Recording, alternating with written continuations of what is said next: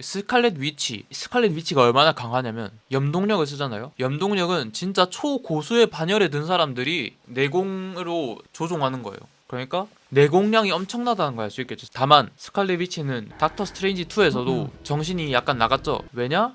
외공 수련을 안 했기 때문이에요. 그리고 외공과 더불어서 마음의 수련도 안 됐고 애인인 비전이 죽어서 주화 인마에 빠진 거예요. 닥터 스트레인지 2의 완다의 행보가 이해가 안 간다면 주화 인마에 걸렸구나 이렇게 생각하시면 됩니다. 아이언맨도 유명한 강호인이죠. 인공 단전을 만들었어요. 여기 아크 원자로라고. 아크 원자로의 이 내공을 이렇게 받아서 리펄서 빔 여러 장력을 분출하는 강호인이고요. 몸과 마음에 이상이 생긴 걸 주화인마라고 합니다. 이 아저씨도 주화인마에 빠져있죠 지금. 왜? 뭔가 충격을 받았기 때문이겠죠. 봐요. 지금 이 옆에 있는 여자분 웃고 있는 거 봐요. 여자분에게 배신당한 걸로 보여요.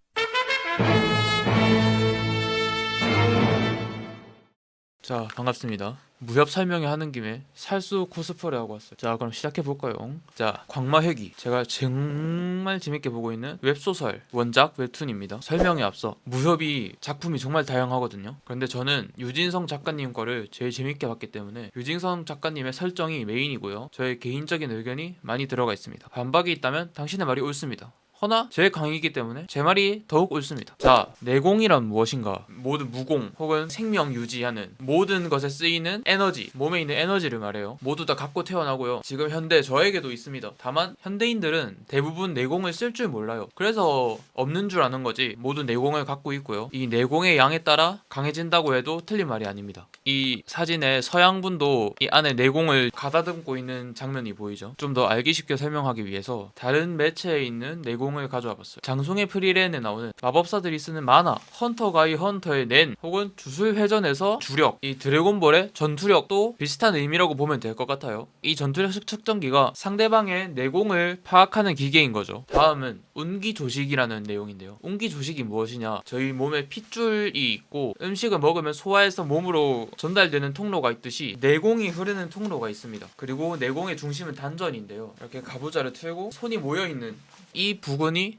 단전이에요. 단전에서 몸에 있는 고속도로를 딱 내공으로 순환시키는 거예요. 순환시키면서 막힌 혀를 뚫을 때도 있고 아니면 다친 몸을 회복시킬 때도 있고 아니면 그냥 강해지기 위해서 계속 이 길을 확장 공사시킬 때도 있고. 왜냐면 이 길이 빠르게 돌아야 그 전투할 때도 빠르게 쓰고 회복도 빨라지고 그렇거든요. 그리고 무공이나 그 사람의 특성에 따라서 이렇게 가부좌 틀고 하는 것뿐만 아니라 막 이러면서 막 자세 하면서 막 이러면서 옹기조식 하는 사람도 있어요. 막 태권도와 복싱을 합친 태보를 하면서 옹기조식을 하시는 장면이에요. 이게 옹기조식에서 좀 더 설명을 드리자면 이 길 확장 공사 내공을 순환시키면서 도로를 넓히거나 아니면 회복하는 건데 이 도중에 방해를 받잖아요. 이 내공이 안에서 교통사고가 납니다. 그러면 진짜 걷잡을 수 없는 큰 부상으로 이어져요. 그렇기 때문에 이 옹기조식을 할 때는 근처에서 믿을 만한 동료나 부하 아니면 스승이 제자한테 혹은 제자가 스승한테 호법이란 걸 써줍니다. 호위라고 보면 되는데요. 경호원처럼. 그만큼 옹기조식은 섬세한 작업이다. 다음은 외공입니다. 내공의 반대 개념은 아닌데 신체의 강함을 뜻해요. 현대인들이 비록 내공 쓰는 법은 까먹었지만 외공의 중요성은 지금까지 이어졌기 때문에 한번 헬스가 유행을 타고 나서 지금까지 이어지고 있죠. 과학이 좀 더 발전하고 의학이 좀 더 발전하면 내공도 다시 드러나지 않을까. 사람들 사이에 외공이 뒷받침되지 않은 채로 억지로 내공만 늘리면 주화인마에 빠질 수도 있습니다. 주화인마란 무엇인가? 무협의 용어로 운기조식이나 영역을 섭취하고 기운을 발물이할 때 외부에서 충격을 받거나 신마 같은 마음에 큰 동요가 있을 때 혹은 감당할 수 없을 만큼 너무 과하게 영역을 복용했을 때 몸 안에 도는 길을 통제하지 못하여 내공이 역류하거나 폭주하는 현상. 아까도 말했듯이 옹기조식을 하고 있을 때 방해받아서 이 안에 있는 혈자리와 내공의 교통사고가 난다던가 아니면 전투로 큰 부상을 입는다던가 아니면 무공에 따라 부작용 때문에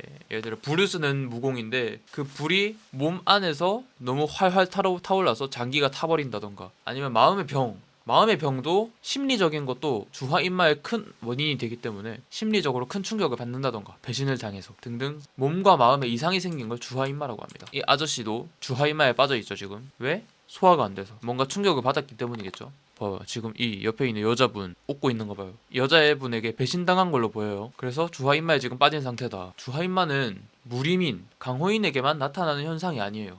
비록 지금 내공은 없지만 많은 사람들이 주하 입마에 빠지고 그로 인해 뭐 우울증 혹은 공황, 더 나아가서 수면 장애, 다양한 신체적, 정신적 장애가 생긴다. 특히 마음의 건강도 여러분 다들 신경을 써야 됩니다. 몸의 건강만 건강이 아니라는 거. 자, 그다음 무공입니다. 무공은 현대의 무술이랑 비슷한 의미인데요. 예로 들자면 검도, 태권도, 유도, 합기도 등이 있어요. 무공은 아까 쌓았던 내공을 이용해서 할 수도 있고요. 간혹 가다가 외공만 쓰는 헬스만 해도 되는 무공도 있긴 한데 대부분의 무공은 내공을 사용한다. 이 장면은 갓 오브 하이스쿨이라는 웹툰의 한 장면인데요. 주인공인 진모리가 적인 강만석에게 3단 회축을 날리는 장면. 잔상이 남았죠. 실제로 잔상 보신 적 있어요? 별로 없죠. 실제로 안 보이니까 잔상인 거예요.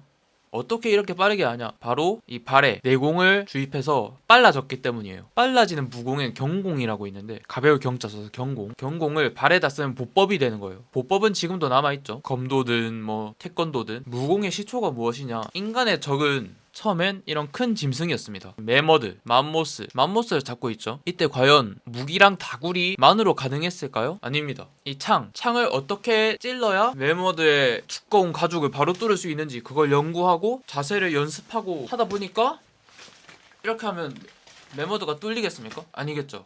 단전에 힘주고 내공을 끌어서 이렇게 해야 뚫리겠죠. 이런 자세, 내공을 언제 터뜨리는지 그런 걸 모두 집대성하고 모으고 연구한 것이 무공이다. 그래서 무공의 시초는 이 원시시대라고 할 수 있습니다. 무공은 제한이 없어요. 소리를 쓰는데 성대에 내공을 주입하면 음공이 되는 겁니다. 다양한 가수들 보면은 사실 내재되어 있는 작은 내공을 담아서 부르는 거예요. 아무튼 음공이 있고 속도를 높이는 경공, 달리기 선수를 생각하면 돼요. 우사인 볼트가 대표적인 경공의 고수라고 할 수 있어요. 이외에 독공은 무엇이냐? 말 그대로 독을 쓰는 무공인데요. 몸속에 독을 미리 저장해 둡니다. 이 독공을 쓰는 사람들은 그러면 죽는 거 아닌가요? 아니에요. 몸 안에 독을 보유하면서도 건강에 이상을 없도록 유지하는 것이 내공을 활용해서 버티는 거다. 뭔 말 알? 아무튼 간에 무공은 상상에 제한이 없어요. 모든 게 다 무공이다. 전음, 풀네임은 전음인밀인데 줄여서 전음이라고 해요. 이건 아까 말했던 음공의 일종인데 원하는 사람한테 귓속말을 할 수 있는 그런 무공입니다.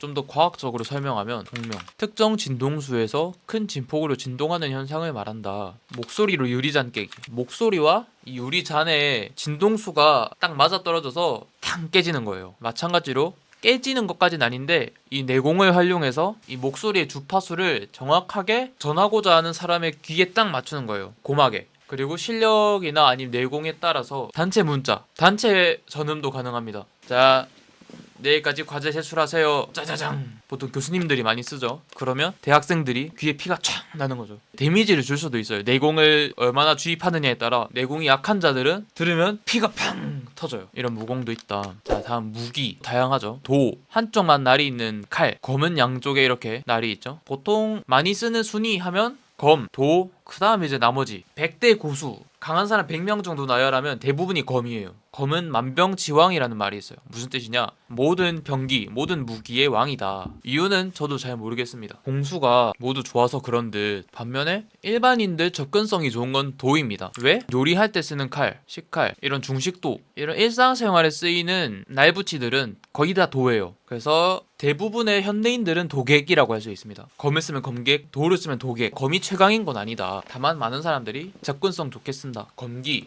던전 앤 파이터의 버서커가 검기를 일으키고 있는 장면인데 검기란 무엇이냐? 이 휘둘은 여기에만 공격이 들어가는 게 아니고요. 샥 했을 때 슥 가요. 이 검기라는 이 기운이 슝 가요. 검을 썼을 때 검기고 도를 써면 도기, 주먹을 쓰면 권기라고 해요. 주먹 권 이렇게 나가는 게 권기입니다.